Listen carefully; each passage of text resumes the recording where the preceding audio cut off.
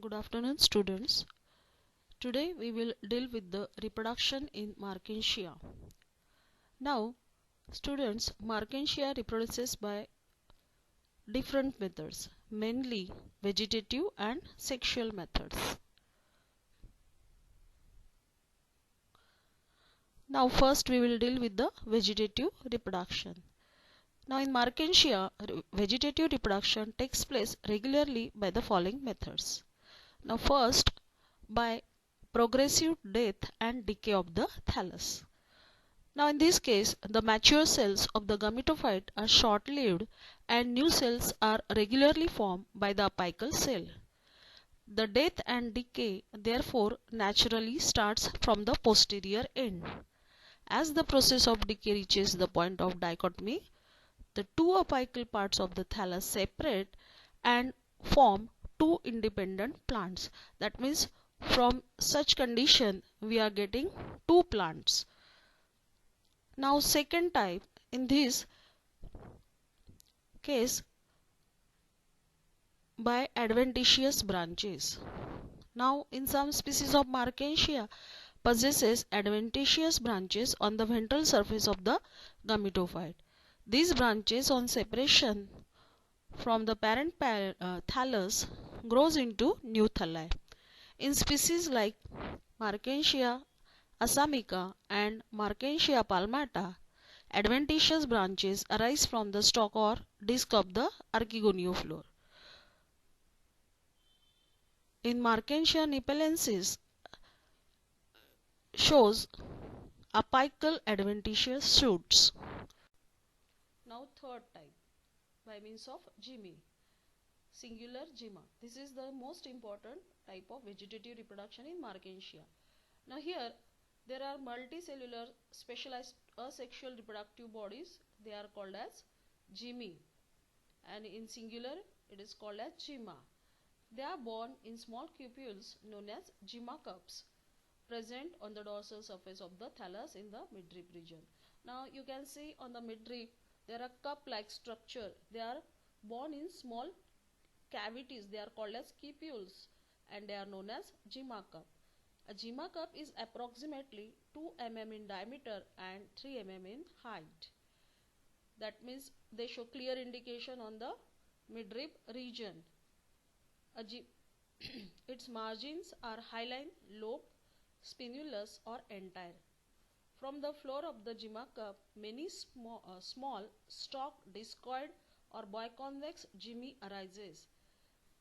Now when they get mature, these are the discoid bodies or biconvex gymi.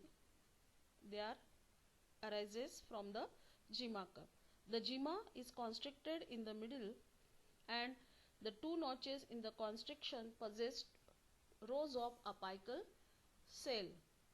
Most of the cells of the gymi contains chloroplast, but some superficial cells on both sides are colorless and larger than neighboring cells. The cytoplasm of these cells are dense and granular. These cells give rise to the rhizoids on germination, hence called as rhizoidal cells. Some minute club-shaped mucilage hair also arise from the floor of the gyma cup. The mucilage secreted by the hairs imbibe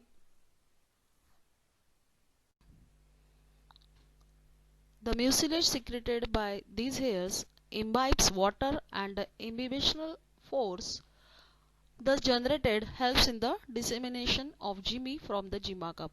Now here you can see that the mucilage is secreted by hairs which are present on the rim of the cup and they imbibes water, and due to this the imbibitional force it helps in the dissemination of gymi. That means the gymi are separated due to this force from the gyma cup.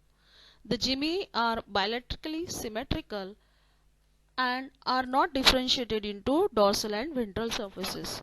The mature gymi fall on the ground and if the conditions are suitable, their germination starts immediately.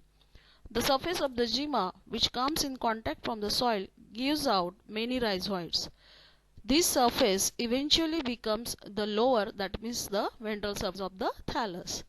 Meanwhile, the apical cells present in the two lateral notches becomes active and form two thalli in opposite direction. Usually, the gymi present on the male thallus form the male plants and those on the female thallus give rise to female plants.